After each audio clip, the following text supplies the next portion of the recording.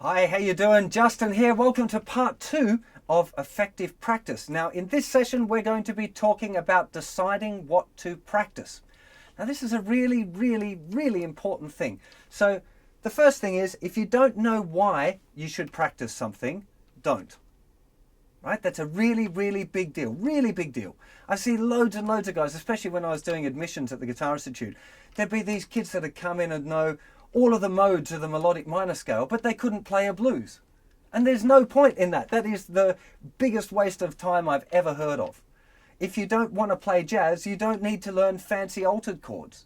It's not going to make you a better guitar player if it doesn't help you get to your goal, which is the thing that we talked about last time. Now, if somebody says that you should practice something, you should question why. And that's also really important because there are a lot of people out there with a lot of different ideas about why you should practice and how you should do whatever the things are that you want to do, right? And they might all be right. There's not one way to learn guitar. There's lots of different ways of playing guitar and lots of different approaches to practicing.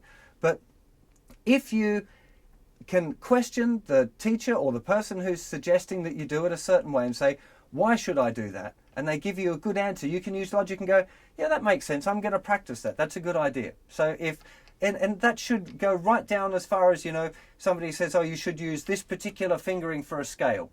Why should I use that particular finger for the scale? Well, it's more efficient for this. And you go, well, that's okay. And if you research a bit more, you might find somebody else that says, well, yeah, it might be more efficient for that, but it's better for this other thing. And then you have to go, whoa, hang on.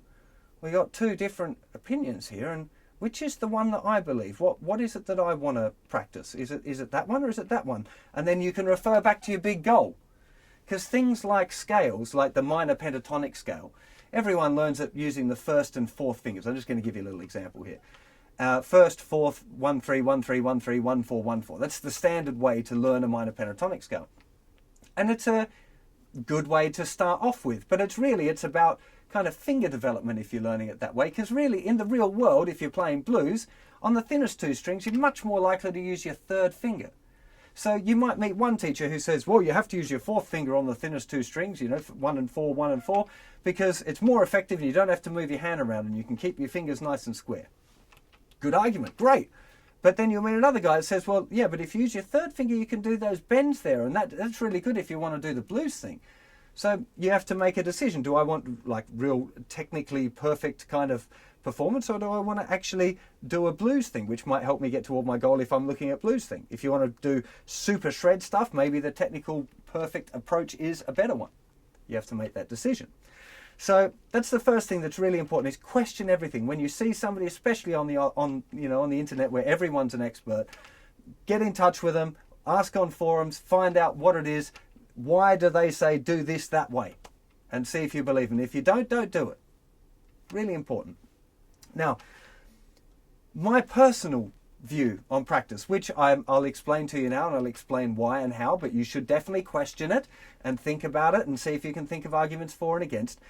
I divide practice into 4, possibly 5 areas. So the first thing is technique, because we all need to work on our technique, which is finger dexterity, our finger strength, ability to pick stuff, being able to play fast and being able to play accurate, right? Those things are all technical things, which it's like going to the gym. If you want to be an athlete, no matter what discipline you want to do, you've got to be fit. So technique is your guitar fitness, if you like, really important. Then you need knowledge, right? Because a little bit of knowledge goes a long way. Even the old blues masters, they might not know their 5 positions all over the neck, but they know little boxes that work. That's their knowledge. They know licks and vocabulary, which is knowledge. So within knowledge is music theory, scale shapes, chord shapes, understanding harmony, all of that sort of stuff. It's really important. It can be licks as well, which is, licks and vocabulary are a really important part of, the guitar journey. So knowledge is really important. Now, the next one, some guys don't like it too much. I think it's super important, as important as all of the rest for sure, which is transcribing and ear training. Because if you can't work out a song by yourself and you've been playing for a few years, you're not on the right path, right? You need to sort that out. Learning to play songs by ear is really important, as is oral training, like learning to recognize intervals, because that'll make your transcribing a whole lot better. It's a really big deal, and I would say that deserves 25% of your practice time at least. The last thing if we're looking at 4 things, I'll explain the 5th in a second, the last one is repertoire. Because we all got to play songs, right? That's the point. You don't just, not many people set out to be the best scale player ever. I mean, maybe there's some guys that do, but they're probably not going to be too successful or probably feeling too fulfilled, unless that's their life dream, which is great. So learning songs, your repertoire is really important. Normally I break repertoire into 3 things. One is barbecue songs or campfire songs, easy strumming acoustic stuff that you can do straight away, even if you've had a few tins. Then we have solo songs, which are songs that you can play, which are the whole thing, chords and melody and all of that sort of stuff. It could also be solo, like lead guitar type of thing, that's the other one. The other one is band songs. So some songs, like a U2 song, doesn't sound so good if you're just playing it by yourself. It really wants to be in a band setting. So depending on what your big goals are, you might kind of adapt your repertoire section to fit one of those things. Now the 5th one, which doesn't normally apply for beginners but definitely applies for more advanced guitar players, is improvisation, which is that's a whole topic unto itself, and something that if let's say you're doing an hour practice, which is a lot, I'm just going to use that because it's easy to kind of divide up. You could be doing 15 minutes on technique, 15 minutes on knowledge, 15 minutes on transcribing, and 15 minutes on repertoire. If you want to get into doing improv, then you probably want to add that in on top of those things, right? So that's a big deal. Now, as you're deciding what things to practice, I would recommend fitting it around that little framework of knowledge, technique, transcribing, and repertoire, and improv maybe. All right, so sit down, look at your goals, try and figure out, you've got to get from here to here, even, let's look at a couple of those examples. You want to play at your mate's barbecue, right? That's something so simple as that. Technique is chord changes, strumming. Is your strumming good? Your strumming patterns, are your chord changes good? That would be the main kind of emphasis on the technique area. Your knowledge would be learning your new chords, or learning a scale to improvise with, or learning a new strumming pattern, right? So not the actual technique of strumming, but the learning of the new thing. That would be the knowledge part. You'd have your transcribing. Now, if you're a beginner, maybe you don't want to be doing transcribing. Fair enough. But anyone beyond beginner level, I think, should be doing transcribing, because it'll turn your ear on, and it'll give you the ability to busk, which is the kind of the muso word for being able to play songs you don't know. I love busking. I find it really fun. Not actually busking out on the street, but just guessing my way through a song, because my ear kind of knows, I want to make that sound, and I can make that sound come out of the guitar by doing this, And improv, maybe you don't need to be doing that if you're a beginner. But if you wanted to be making a living as a guitar player, you'd have a whole different set. So technique would be a lot more important. You'd have to be really making sure your technique is not only sound, but that you understand the techniques that you're doing, so you could pass that knowledge on if you want to teach. If you want to be a professional musician, you need to probably have a few strings in your bow, so you need to be fluent in a few different styles as well. So there's a lot of different technical stuff, a lot of different knowledge stuff that you're going to have to learn in that. All of the chords and scales. You have to know, if you're going to teach seriously, then you have to have a really strong knowledge base of all of those kind of basic things, really know them properly, Repertoire. Every student wants to learn songs, so you have to do that. If you want to play in a band, you have to learn songs. If you want to do solo gigs, you have to learn songs. Really important. If you're going to be doing improvising, of course, you need to practice improvising. So you can see that the different goals, you kind of, this practice routine's malleable, you have to adjust it to fit with the goals that you've set earlier on. Now, your practice routine is definitely going to evolve as you go through. You might find some things require a lot more work and other things don't. And it's also worth bearing in mind this little saying. I thought it was a Socrates thing, the Greek philosopher, but I've also seen it attributed to Einstein.